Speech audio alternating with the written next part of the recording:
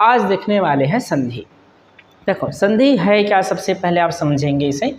यहाँ पर नाम से ही स्पष्ट है संधि, अर्थात किसी न किसी दो के बीच संधि होगा। ठीक है, जैसे हम दो लोगों के बीच जब संधि होता है तो हमें हमारे जो जीवन प्रणाली है उसमें कुछ न कुछ परिवर्तन होता है। जैसे मान लीजिए कोई दो व्यक्ति लड़ रहा है, ठीक है, अब दो लड़ रहा है, जब शांति समझौता होगा तो दोनों व्यक्ति अपने अपने तरीके से कुछ न कुछ चीज़ें स्वीकार करेगा समझौता के तहत, तो उसके जीवन में कुछ न कुछ परिवर्तन होगा। यहाँ पर जो संधि होगा ये हम वर्णों का करेंगे, दो वर्ण जो है आपस में संधि करेगा और फिर उसके अंतर्गत परिवर्तन क्या होता है इसे समझने का प्रयास करेंगे। तो संधि का हम बचपन से पढ़ते आ रहे हैं परिभाषा, किनका परिभाषा है क्या, तो संधि क्या होता है, दो वर्णों के मेल से, दो वर्णों के मेल से जो विकार उत्पन्न होता है, जो विकार उत्पन्न होता है या कहे जो परिवर्तन हमें दिखाई देता है उसे हम उत्पन्न होता है, या जो परिवर्तन दिखाई देता है उसे हम क्या कहते हैं, होता है उसे संधि कहते हैं। ठीक है, उसे हम संधि कहते हैं। यहाँ पर ये दो वर्ण कौन से दो वर्ण, तो देखो संधि विच्छेद के दौरान हमें दो पद दिखाई देगा। जैसे अगर हम कुछ उदाहरण लिखें, जैसे यहाँ पर लिखा है भानु धन उदय, ठीक है, यहाँ पर दो पद दिए गए हैं। अब इसमें कौन कौन से दो वर्ण का मेल करेंगे तो क्या परिवर्तन होगा जिसे हम संधि कहेंगे। तो समझिए यहाँ पर प्रथम पद का अंतिम वर्ण, ठीक है, प्रथम पद का अंतिम वर्ण और द्वितीय पद का प्रथम वर्ण का मेल होगा। अब यहाँ पर प्रथम पद का अंतिम वर्ण क्या है, ध्यान से देखिएगा, तो ना नहीं है ना, यहाँ पर अंतिम वर्ण क्या है, उ है। ठीक है, तो इसे अगर हम अलग करें तो भा और ना में स्वर वर्ण है तो ना हलंत, क्योंकि व्यंजन को हलंत के साथ लिखते हैं, स्वर अलग कर दे तो यहाँ पर है उ। तो इस प्रथम वर्ण का अंतिम वर्ण क्या है, भा को तोड़ने की आवश्यकता नहीं है, वर्ण विच्छेद नहीं कीजिएगा इसका, सिर्फ ना को हम तोड़ेंगे और यहाँ पर ध्यान देंगे कि अंतिम वर्ण क्या है, उ।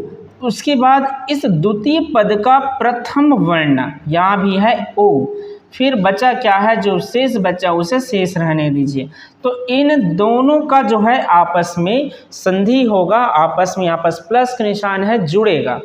तो यहाँ पर जब जुड़ेगा तो उसमें परिवर्तन होगा। अब ये परिवर्तन क्या होता है, वर्ण में हम अच्छी चीज़ें समझे थे कि उ और उ जो है सेम है, तो ये क्या होता है, बड़ा उ होता है। ठीक है, अब यहाँ पर अगर हम जोड़ दें इसे तो ये भा ना में हलंत है तो उ की मात्रा उससे जुड़ जाएगा नु, और इधर क्या बच्चा है, दय, तो ये हो जाएगा भानुदय। यहाँ पर जो परिवर्तन हुआ भानुधन उदय में बना, जो भानुदय बना, यही क्या है, हमारा संधि है। तो संधि जो होता है दो वर्णों के मेल से जो विकार उत्पन्न होता है उसे हम संधि कहते हैं। ठीक है, दो वर्ण कौन कौन से, इसे आप याद रखेंगे। तो दो वर्ण कौन कौन सा है, तो प्रथम पद का अंतिम वर्ण पर फोकस करेंगे ना हमेशा संधि बनाते समय, अंतिम वर्ण तथा द्वितीय पद का जो दूसरा पद रहेगा, द्वितीय पद का प्रथम वर्ण का मेल होगा, उसे हम संधि कहते हैं। अब संधि के कितने टाइप्स है, कितने इसके प्रकार हैं, इसे समझते हैं पहले। तो संधि के जो है तीन प्रकार के होते हैं संधि के प्रकार। तो संधि कितने प्रकार के हैं, तीन प्रकार के हैं। संधि तीन प्रकार के होते हैं। फर्स्ट क्या है, तो फर्स्ट हमारा है स्वर संधि, फर्स्ट है स्वर संधि। सेकंड नंबर पर आता है व्यंजन संधि, और थर्ड नंबर पर होता है हमारा विसर्ग संधि। ठीक है, तो टोटल संधि के कितने प्रकार है, तीन प्रकार है, स्वर संधि, व्यंजन संधि, विसर्ग संधि। यहाँ पर हमें सबसे ज़्यादा जो चीज़ें समझने वाला है वो है स्वर संधि, क्योंकि एग्ज़ाम में 90% चांस रहता है स्वर संधि से ही प्रश्न पूछे जाते हैं। कारण ये है क्योंकि स्वर संधि के कुछ उपभेद भी है, इनके 5 वैसे उपभेद है, 5 इनके उप प्रकार हैं स्वर संधि के। इसी कारण मैक्सिमम एग्जाम में जो होता है वो स्वर संधि से रिलेटेड प्रश्न बनते ही हैं कि यड़ स्वर संधि है, अयादि स्वर संधि है, कि वृद्धि है, कि गुण है, कि क्या है, इस प्रकार के प्रश्न पूछे जाते हैं। ठीक है, तो सबसे चीज़ें जिसे हमें समझना है वो है स्वर संधि। तो स्वर संधि अच्छे से समझ अगर आ जाएगा तो आपके 90% चांस है कि आप एग्जाम में संधि से जुड़े हुए प्रश्न गलती नहीं करेंगे, क्योंकि स्वर संधि से ही रिलेटेड ज़्यादा प्रश्न आते हैं। व्यंजन संधि, विसर्ग संधि ये दोनों तो बहुत आसान है, इसमें ज़्यादा समझने वाली दिक्कत नहीं है, ज़्यादा परेशानी नहीं होगा इसमें। तो हमें समझना किसे है, स्वर संधि को। तो स्वर संधि सबसे पहले स्टार्ट करते हैं। तो स्वर संधि है क्या? देखो, संधि किसके बीच है? स्वर के बीच है। और संधि कितने वर्ण के बीच होते हैं? 2 वर्ण के बीच होते हैं। तो यहाँ पर 2 स्वर वर्ण होगा। ठीक है, 2 स्वर वर्ण के अंतर्गत जो परिवर्तन होगा, 2 स्वर वर्ण का आपस में मेल होगा।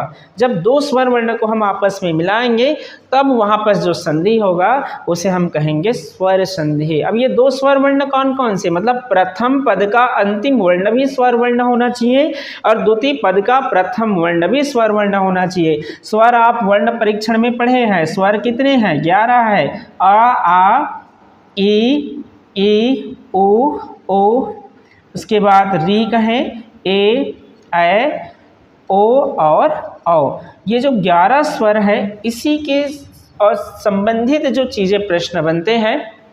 ठीक है, तो आप इसे याद रखेंगे कि स्वर वर्ण के अंतर्गत यही जो है आपको अंतिम वर्ण प्रथम पद के अंतिम वर्ण में और द्वितीय पद के प्रथम वर्ण में आपको दिखाई देगा, तब वहाँ पर होगा स्वर संधि। अब स्वर संधि के कितने प्रकार हैं?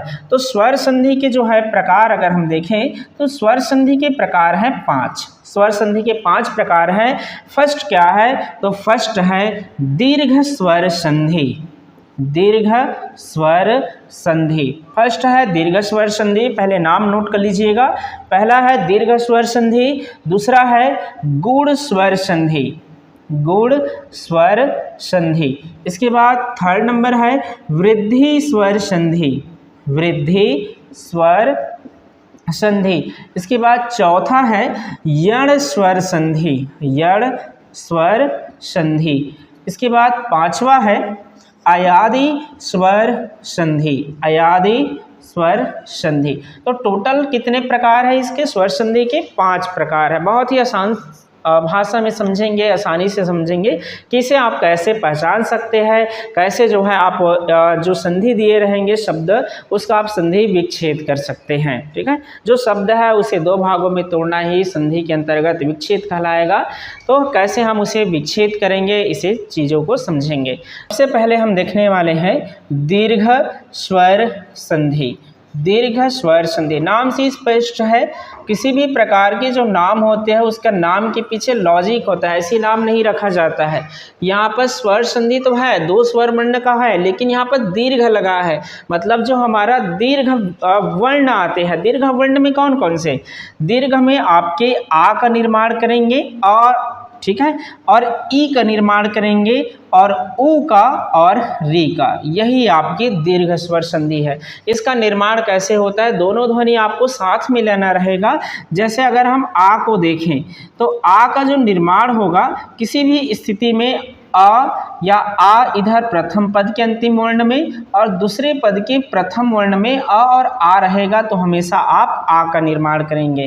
ठीक है, ई दोनों के प्रकार से हमने वर्ण परीक्षण में पढ़ा था कि ई का निर्माण कैसे होता है, ई या ई से, तो दोनों ध्वनि एक साथ आप लेंगे, ई या ई। धन ई या ई अगर रहता है तो ई ही बनता है। इसके बाद ऊ है तो ऊ में भी दोनों आप एक साथ लेंगे, ऊ या ऊ, धन ऊ या ऊ।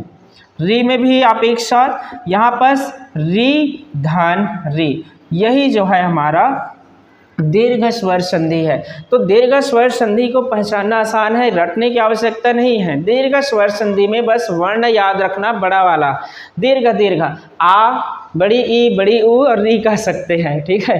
तो आ, ई, ऊ और री, इसी के अंतर्गत आता है दीर्घ स्वर संधि। अब समझते हैं दीर्घ स्वर संधि को आप पहचान कैसे सकते हैं, इसका आप विच्छेद कैसे करेंगे। अगर विच्छेद में दिया रहेगा तो आप उसे शब्द कैसे बनाएंगे, जोड़ेंगे कैसे। देखिए यहाँ पर कुछ मैं शब्द लिख रहा हूँ, जैसे यहाँ पर लिखा है शिवालय, शिवालय, भोजनालय, भोजनालय, शिवालय, भोजनालय, गिरीश, इसके बाद है भानुदय,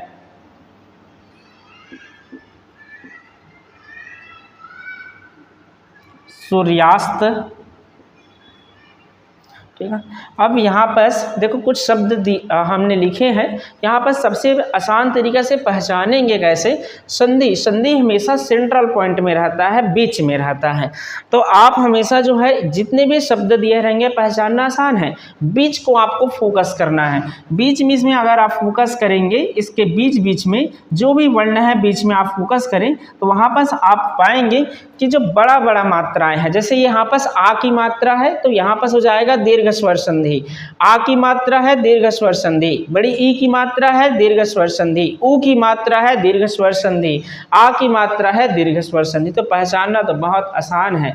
अब इसे हम संधि विच्छेद कैसे करेंगे, ठीक है। तो जब भी आपको बीच में सेंट्रल पॉइंट में आ की मात्रा, ई की मात्रा, ऊ की मात्रा और री की मात्रा दिखाई दे, जैसे एक और लिखना चाहे री की मात्रा वाले, तो यहाँ पास आ जाएगा पितृण। जैसे यहाँ पास हम लिखें पितृण, पितृण में ही कौन सा संधि है, ठीक है, ऐसे पूछ दिया जाएगा। तो यहाँ पर देखिए त में किसका मात्रा लगा है, सेंट्रल पॉइंट में है, बीच में त है, तो में किसका मात्रा है, री की, ऋषिक री की मात्रा है री का।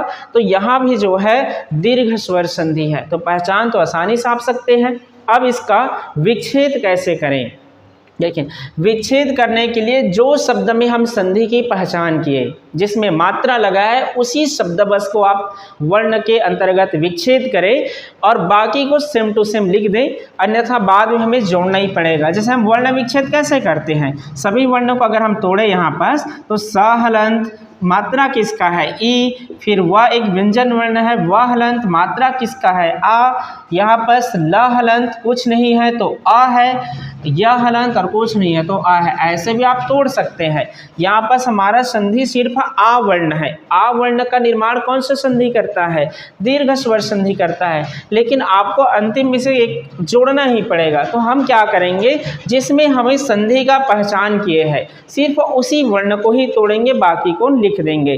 तो यहाँ पास अगर हम देखें तो इसमें संधि किसमें है, वा में दिख रहा है आ की मात्रा, सिर्फ वा को आप तोड़ें तो बाकी को लिख दे, सी धन, वा को आप मुक्त करें, अभी संधि विच्छेद नहीं कर रहे हैं ना। वह हलंत, इसमें किसका मात्रा है, आ का, आ की मात्रा है। फिर इधर क्या है, लय का, लय ही लिख दे, ना तोड़े। हमारा संधि मिल गया। आ का निर्माण होता है, आ का निर्माण कौन से संधि में होता है, तो आ का निर्माण होता है दीर्घ स्वर संधि में। और आ का निर्माण कब होता है, तो आ का निर्माण होता है यदि अ या आ के बाद अ या आ आता है, तो हम इसके स्थान पर इतना सारा चीज़ लिखेंगे, उसके बाद इसे जोड़ देना है। जोड़ेंगे तो क्या बनेगा, देखिए यहाँ से सी व के साथ अगर इसमें जोड़ दे तो शिव, आ के साथ जोड़ेंगे तो क्या बनेगा, शिवा। यहाँ पर शिवालय की बात हुआ है, मतलब शिव का आलय की बात हुआ है, तो हमें यहाँ शिव लेना पड़ेगा। यहाँ पर हमेशा जो हम चीज़ें लेते हैं वो शाब्दिक अर्थ को लेते हैं, ठीक है, उनका एक अर्थ होना चाहिए जो शब्द के अर्थ के आधार पर है। तो यहाँ पर शिव हो जाएगा। उसके बाद इधर अगर हम जोड़े तो आ के साथ जोड़ेंगे तो अलय, और आ के साथ जोड़ेंगे तो क्या होगा, आलय। तो सही शाब्दिक अर्थ क्या है, आलय का है। तो इसका सही संधि विच्छेद क्या हो जाएगा, शिवालय का शिव धन आलय, ठीक है। यहाँ पर देखिए गिरीश का, देखिए गिरीश का बताता हूँ मैं। ठीक है।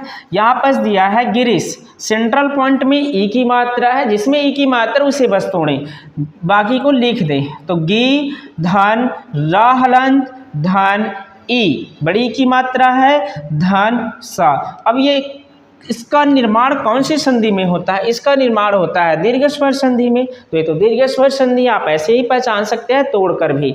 तो यहाँ पर इसका निर्माण कब होता है? दोनों ध्वनि एक साथ, ई या ई धन ई या ई के बाद। अब पुनः फिर से जोड़े तो यहाँ पर आ जाएगा गिरी, और इसके साथ जोड़ोगे तो गिरी। इसमें सही क्या है? तो वर्तनी के दृष्टि से फर्स्ट वाला सही है गिरी। तो यहाँ पर हो जाएगा गिरी धन, इधर अगर फर्स्ट के साथ जोड़ेंगे तो ईस, और सेकंड के साथ जोड़ेंगे तो ईस। सही क्या है? सेकंड वाला ईस। तो यहाँ से आ जाएगा गिरी धन ईस, गिरीश का सही संधि विच्छेद। सूर्यास्त पितृण, इनका भी करके देखते हैं। सूर्यास्त का तो वैसे आ की मात्रा है, सूर्यधन अस्त है। पितृण का देखिए, पितृण में यहाँ पर किसका मात्रा है? सेंट्रल पॉइंट में ध्यान देंगे, री की मात्रा है। तो पी धन त हलंत, मात्रा को अलग करें, री की मात्रा धन रा। अब री का निर्माण कौन से संधि में होता है? तो ये होता है दीर्घ स्वर संधि में। कब होता है? तो री के बाद, मतलब री के बाद जो है री ही आता है, ठीक। इसके बाद ऋषिक री के ही बाद री ही आता है, तब होता है। अब जोड़ दे तो यहाँ से जब जोड़ेंगे तो री की मात्रा त हलंत है, एक व्यंजन वर्ण है, और जब हलंत है और उसके बाद स्वर वर्ण आता है तो उसका मात्रा उसमें जुड़ जाता है। तो यहाँ पर बन जाएगा पितृ, पितृ धन, इधर से यहाँ से जोड़ेंगे तो ये बन जाएगा ऋण, तो पितृधन ऋण। तो सही संधि विच्छेद होगा पितृण का, पितृधन ऋण। ठीक है, इस प्रकार आप बना सकते हैं। अब देखिए पितृधन ऋण है, आप पितृण कैसे बनाएंगे? इसे आप जोड़ेंगे कैसे? या कहे अगर हम कुछ और भी दें संधि विच्छेद के अंतर्गत, जैसे मातृधन ऋण को लिख देते हैं। अब इसे आपको शब्द बनाना है। शब्द बनाने के लिए क्या करेंगे? संधि हमारा क्या है? संधि कहता है कि प्रथम पद का अंतिम वर्ण और द्वितीय पद का प्रथम वर्ण का मेल होता है। प्रथम पद का अंतिम वर्ण यहाँ त नहीं है, मात्रा किसका है? री का।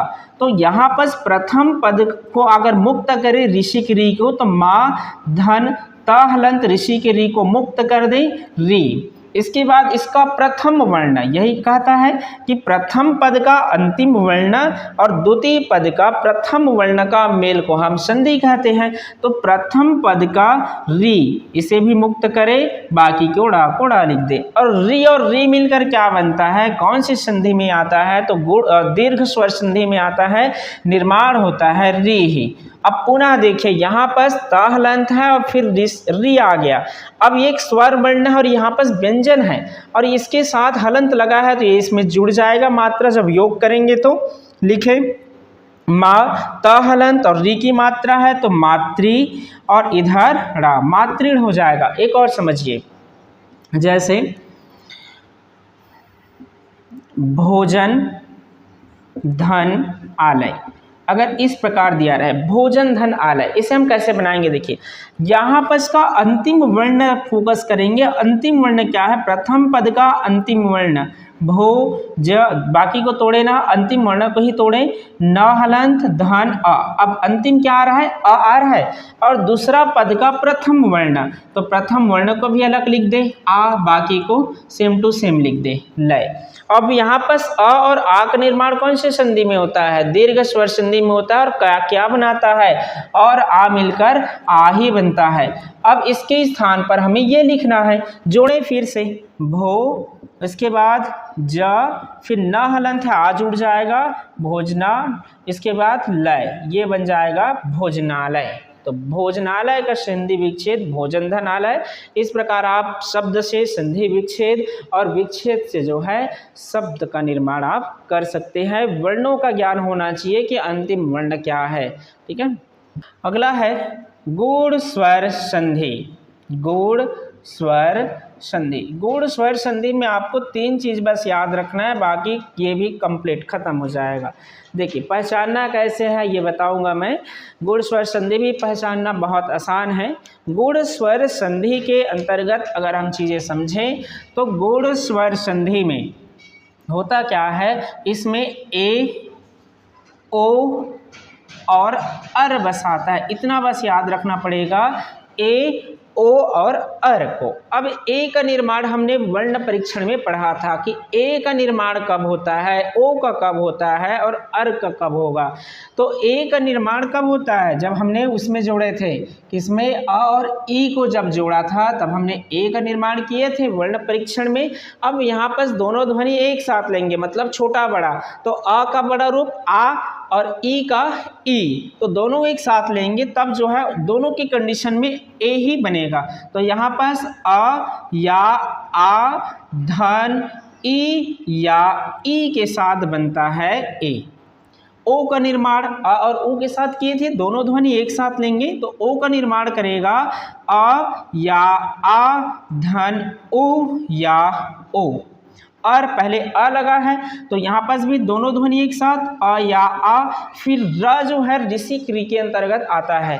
यहाँ पास री से आता है र, तो री से यहाँ पास लिख देंगे री। तो अ या आ के बाद अगर री आता है तो हम बनाएंगे अर। यहाँ पास ध्यान देना, र में हलंत लगा हुआ है, ठीक है, हलंत को भूलना नहीं। इसका मतलब है अभी र जो है आधा है, इसके पीछे कोई स्वर वर्ण नहीं है। देखते हैं आगे प्रश्न किस प्रकार बनेगा। तो गूढ़ स्वर संधि क्या है, गूढ़ स्वर संधि ए ओ अर के अंतर्गत निर्मित होता है, ठीक है, यही गूढ़ स्वर संधि है। ए का निर्माण अ या आ धन ई या ई से, ओ का निर्माण आ या आ धन ओ या ओ से, और अर का निर्माण आ या आ धन री से। देखिए अब गूढ़ स्वर संधि के पहचान आप कैसे करेंगे, संधि विच्छेद कैसे करेंगे, उसे हम विच्छेद में दिया रहेगा तो शब्द कैसे बनाएंगे, यह भी समझना आसान है। देखिए यहाँ पर अगर हम देखें तो यहाँ पर हमें सेंट्रल पॉइंट में पहचान करने के लिए मैंने हमेशा कहा है कि संधि जो होता है वो बीच में होता है, सेंट्रल में होता है। यहाँ पर अगर हम कुछ शब्द लिखें जैसे महेंद्र, दूसरा है महोत्सव, तीसरा अगर हम लिखें तो तीसरा है देवर्षि। यहाँ पर कुछ शब्द लिखा गया है महेंद्र, महोत्सव और देवर्षि। इसके माध्यम से हम समझते हैं कि गूढ़ स्वर संधि क्या है और उसका विच्छेद कैसे करेंगे, शब्द कैसे निर्माण करेंगे। यहाँ पर क्या दिया है, देखिए सेंट्रल में ध्यान देंगे, बीच में ध्यान देंगे तो हमें उसका जो मात्राएं है वो दिखाई देगा।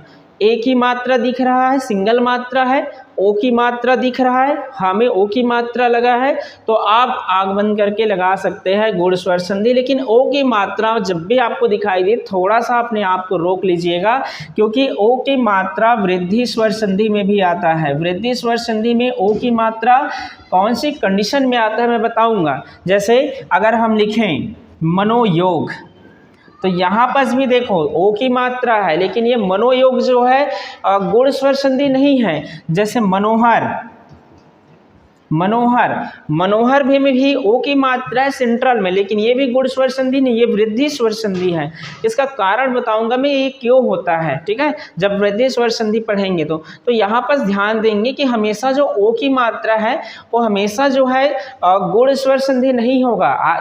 इतना भी आग बंद करके नहीं लगाना है, ठीक है, लेकिन हाँ इतना जरूर है कि जो रहता है बीच वाला सेंट्रल पॉइंट रहेगा, ए की मात्रा ओ की मात्रा, वो हमेशा क्या होता है, गूढ़ स्वर संधि होता है। थोड़ा सा उसे तोड़कर एक बार प्रैक्टिस कर लीजिएगा, इससे आसान होता है।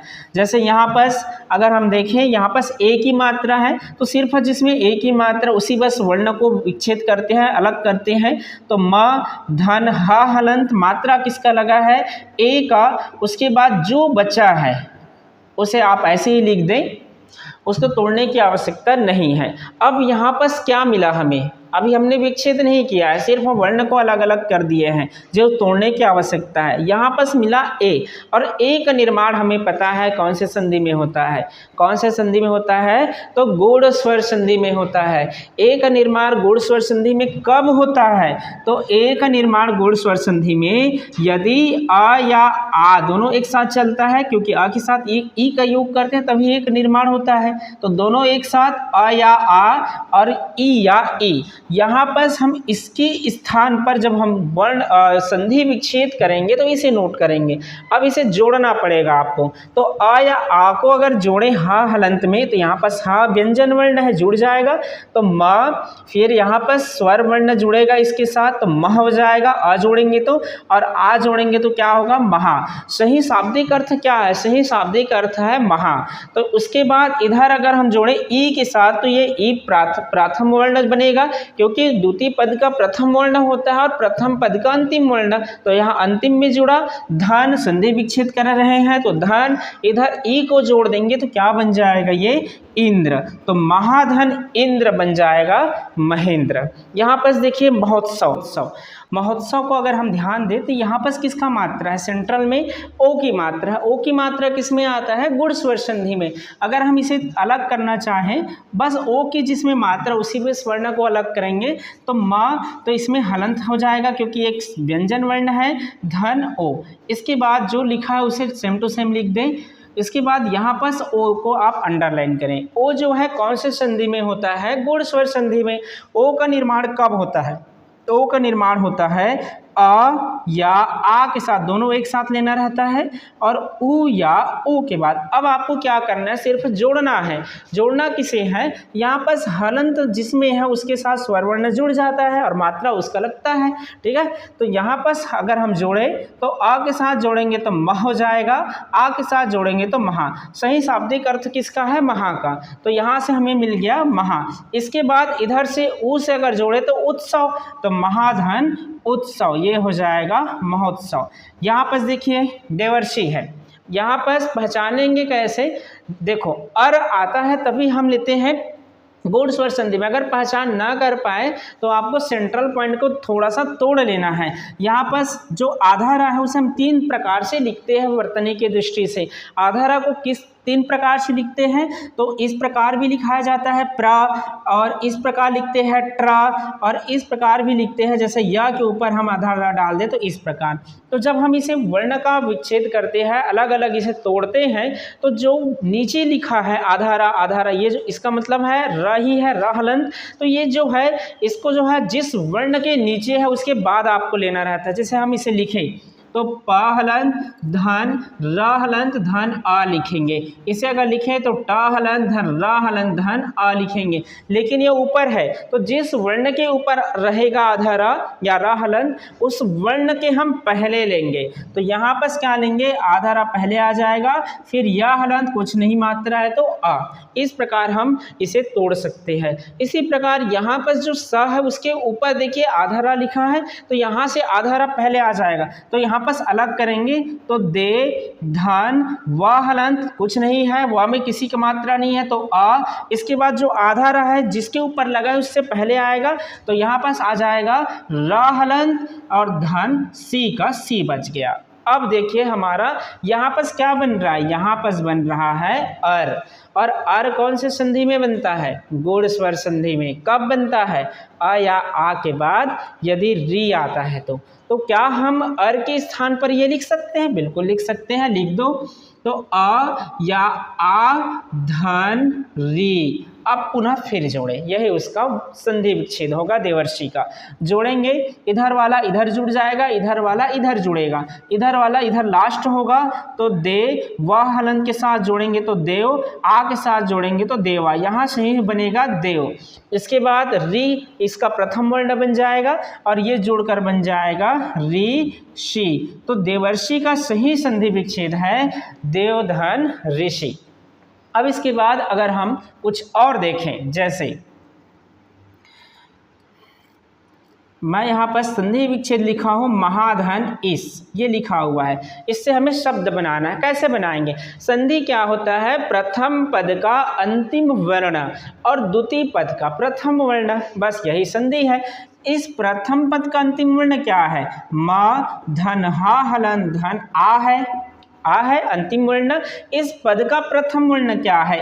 ई। तो इन दोनों को अलग करके आप उसे जोड़ दें तो आ और ई जुड़कर क्या बनाता है? आ और ई जुड़ता है आपस में तो ए बनता है। ठीक है, इसका निर्माण होता है कौन से संधि में? गुण स्वर संधि में। तो बस इसके स्थान पर अब हमें ये लिखना है।